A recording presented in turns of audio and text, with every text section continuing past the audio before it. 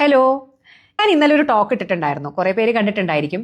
UAE-ലെ ഇപ്പോഴത്തെ ഒരു മഴ സാഹചര്യം, വെള്ളക്കെട്ട്, അതിൽ കുട്ടികളെ കളിക്കാൻ വിടുന്നതിന്റെ ഹെൽത്ത് ഹസാർഡ്സ്, എന്തൊക്കെ അപകടങ്ങൾ ഉണ്ടാവാം എന്നുള്ളതിനെ പറ്റിയിട്ടാണ് ഞാൻ ആ ടോക്ക് ഇട്ടിട്ടുണ്ടായിരുന്നത്.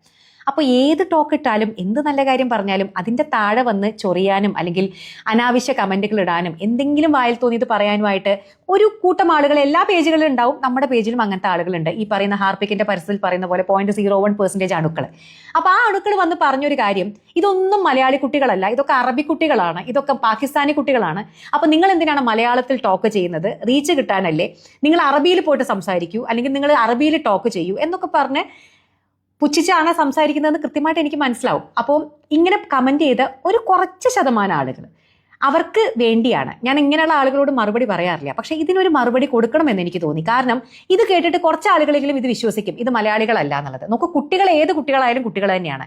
ഞാൻ എൻ്റെ വീടിന്റെ ചുറ്റും കണ്ട കാഴ്ചകൾ, അതിൽ മലയാളി കുട്ടികൾ ധാരാളം ഉള്ളത് കൊണ്ട് തന്നെയാണ് ഞാൻ ആ ഒരു വീഡിയോ ഇട്ടത്. അപ്പോൾ ഞാൻ അതിൽ ചെയ്ത ഒരു വീഡിയോ, അതിലിട്ട ഒരു വീഡിയോന്റെ ഒറിജിനൽ ബാക്ക്ഗ്രൗണ്ടിന്റെ സൗണ്ട് നിങ്ങൾക്ക് കേൾപ്പിക്കാം. അതിൽ ആക്ച്വലി നിങ്ങൾ ബാക്ക്ഗ്രൗണ്ടിൽ എൻ്റെ സംസാരമാണ് കേൾക്കുന്നത്. അപ്പോൾ അത് ഞാൻ ഒറിജിനൽ സൗണ്ട് മ്യൂട്ട് ചെയ്തിട്ടാണല്ലോ കേൾപ്പിച്ചത്. അതിന് പകരം ഒറിജിനൽ ബാക്ക്ഗ്രൗണ്ട് സൗണ്ട് എന്ന് ഞാൻ നിങ്ങൾക്ക് കേൾപ്പിക്കാം. അതിൽ നിങ്ങൾക്ക് കേൾക്കുന്ന ഭാഷ മലയാളമാണോ അതോ വേറെ ഏതെങ്കിലും അറബി ഭാഷയാണോ എന്ന് നിങ്ങൾ കേട്ട് തന്നെ ഒന്ന് തീരുമാനിക്കൂ കേട്ടോ. അപ്പോൾ ഇതൊന്ന് ആദ്യം കേട്ടിട്ട് വരാം.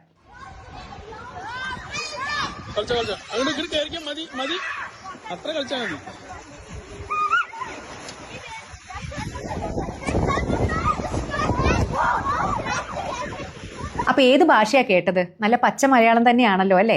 അപ്പോ കുറ്റം പറയാനിരിക്കുന്നവരടുത്താണ്. നോക്കൂ, നല്ലൊരു കാര്യം പറയുമ്പോൾ ഞാൻ എൻ്റെ പേജിൽ നല്ല കാര്യങ്ങൾ സംസാരിക്കാനാണ് എപ്പോഴും ശ്രമിക്കാറുള്ളത്.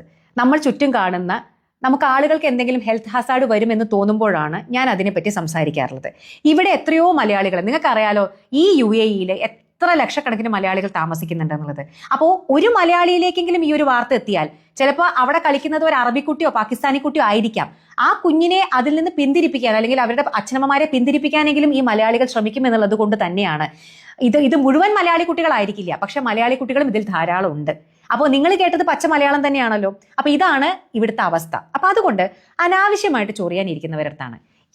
എന്ത് മാനസികാവസ്ഥയാണ് നിങ്ങളുടെ? എന്ത് മാനസിക രോഗമാണ് നിങ്ങൾക്കൊക്കെ?